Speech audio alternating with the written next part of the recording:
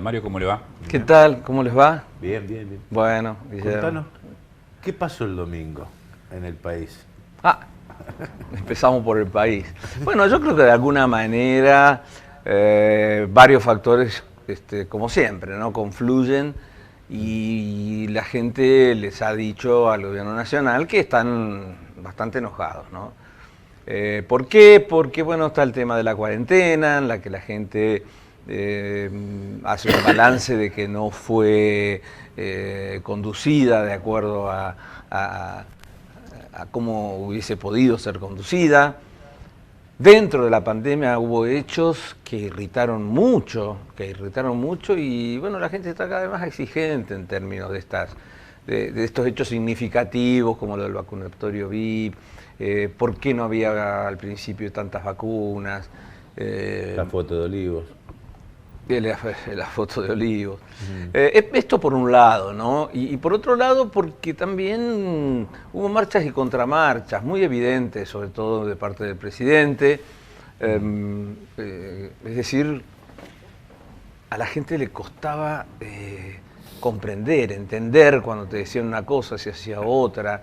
Se volvieron sobre viejos temas como el cepo, la exportación de carnes. Bueno, yo creo que todos estos aspectos, de alguna u otra manera, por supuesto que no todos por los mismos motivos, pero se expresan o se han expresado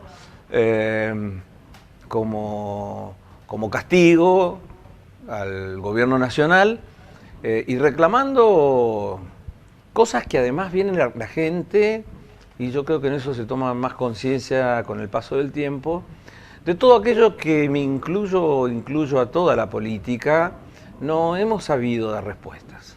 Hace ya mucho tiempo que la inflación, la pobreza, la inseguridad dan vuelta, aparecen candidatos ofreciendo, planteando soluciones que a la larga estas soluciones no aparecen.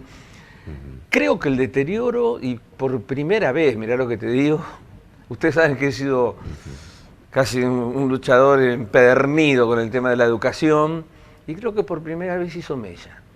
Yo tengo una anécdota, muy de barrio, por supuesto que no sirve para hacer un análisis, pero el día antes me encuentro con Gustavo, un vecino, y me dice: Mario, mirá, te quiero decir que a mí nunca me interesó la política. Para mí la política no sirve para nada. Bueno, esa gente que no quiere saber nada, pero esta vez me voy a meter. Esta vez me voy a meter porque lo que le hicieron a mis hijos no tiene nombre. Una hija de 10 años que no podía convencerla para que vuelva a la escuela. Estoy hablando clase media. Bueno.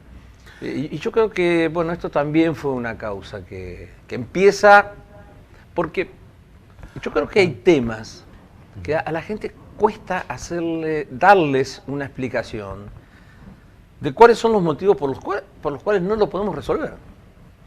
Bueno, a mí me cuesta entender por qué no podemos resolver cosas relativamente sencillas.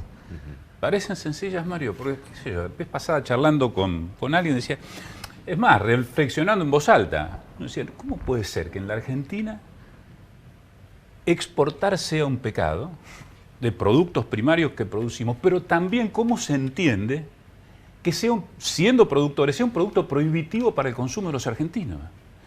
No lo pudo resolver la política, no lo pudo resolver esto, como el tema inflación y como un sinnúmero de hechos que uno dice, no hay políticas de Estado, estamos a los barquinazos, y así es difícil que un país sea viable, al menos es desde mi perspectiva.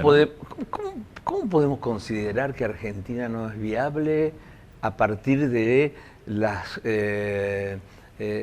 los valores competitivos que tiene respecto a otros países que tienen muchísimo menos que nosotros y ellos sí lo resolvieron? Pero se pusieron Vayamos a un tema, la inflación.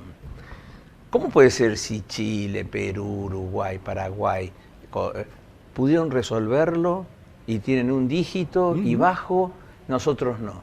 Vamos a suponer que los economistas nuestros no sirven. Yo no creo. 2 hijas licenciadas en economía tengo.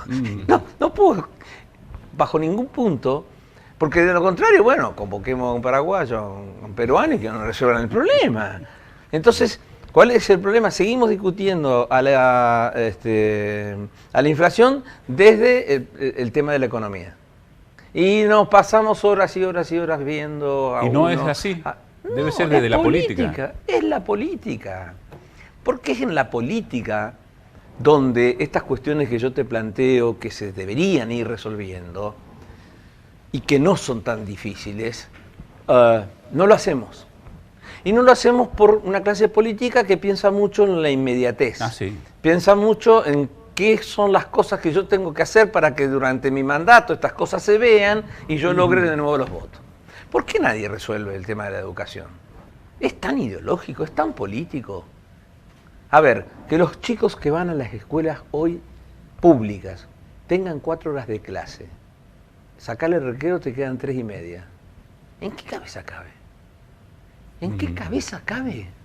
Cuando entendemos hoy que el mundo ha salido de sus problemas a partir de la educación.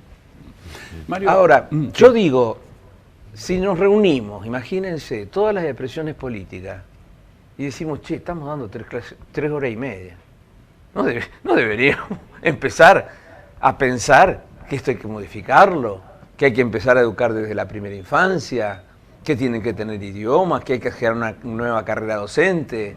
Porque ¿sabéis qué? Para colmo, los resultados de una reforma educativa que necesitamos sí, se van a ver de manera aquí. Urgente, exactamente. O sea, Ahora, otro tema sencillo que lo vivimos los argentinos. Sí. Yo presenté el proyecto de algo que lo hicimos en la ciudad de Santa Fe, en la universidad, hace 16 años, que es la planta de alimentos nutritivos. Y que del Observatorio Social de la Universidad de Buenos Aires señaló, a través de un estudio, que con 10 plantas iguales le damos un golpe brutal al hambre y a la desnutrición. Ahora, es un problema político, es ideológico. Ahora, ¿cómo- no construir esas 10 plantas. ¿cómo resolvés, digamos, determinados factores de poder donde evidentemente son palos en la rueda para que esto funcione o no? Digamos, el poder sindical, por ejemplo, ¿no? en materia educativa, ¿no?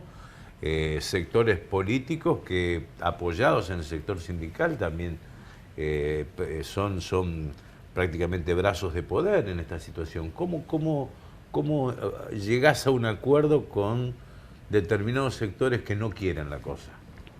Yo creo que hay que construir una mayoría a nivel nacional.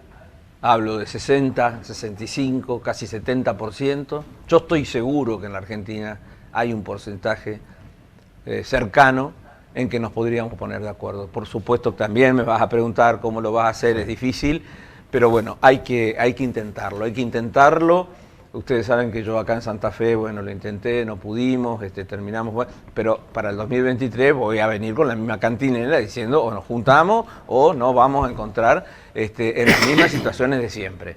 Yo estoy convencido que se puede alcanzar un acuerdo, pero además, dentro de ese 65, 70%, por supuesto que va a haber diferencias.